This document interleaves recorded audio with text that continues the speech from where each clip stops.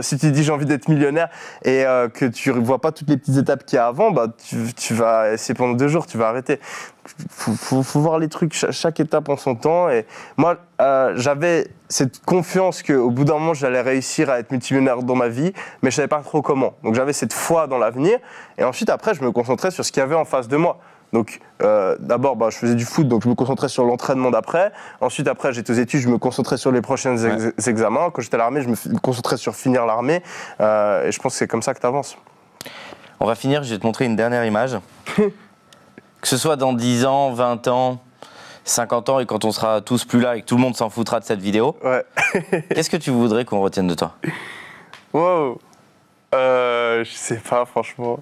Je sais pas trop. Parce qu'avec l'inflation, 10 millions, dans 60 ans, ça vaut 0. Non, mais qu'est-ce que tu voudrais, pas forcément sur l'argent, bien évidemment, qu'est-ce que tu aurais envie qu'on retienne de toi? Franchement, c'est vraiment pas mon focus principal. Ce que les gens pensent de moi. Moi, je fais les choses pour moi. C'est pour ça que j'ai jamais pensé à cette question. C'est pour ça que je suis là. Les gens pensent... ce que les gens pensent de moi, c'est vraiment pas mon focus principal. Moi, c'est ce que je pense de moi qui est important. Donc, si aux yeux de tout le monde, je suis une réussite, mais à mes propres yeux, j'ai fait de la merde, je vais pas être content.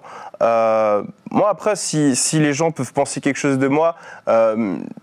C'est de penser que je suis quelqu'un qui s'est donné le moyen de faire ce qu'il avait envie de faire dans la vie et puis qui a essayé de motiver d'autres personnes à faire de même. Tu parlais d'une asso, tu y as déjà pensé? Oui, j'ai plusieurs projets. Certains qui sont en cours déjà. Comme je l'ai dit, pour moi, il y a plusieurs arcs dans ma vie un petit peu. Donc il y a un premier arc que j'ai déjà accompli, d'avoir une certaine liberté financière. Deuxième, où j'ai envie de vraiment pousser le business le plus loin possible. Et après, le troisième, où j'ai envie de pouvoir contribuer et de pouvoir aider.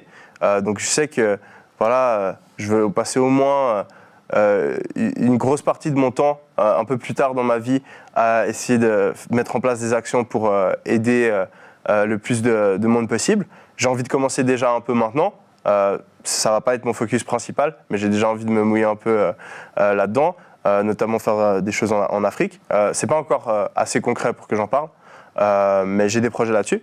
Et puis par la suite, pour moi, c'est clair et net que vers mes 40, 50 ans, je vais dédier une grosse partie de mon temps à redonner. Et j'ai pas envie de juste filer un chèque à quelqu'un. Je comprends. C'est vraiment pas mon point de vue.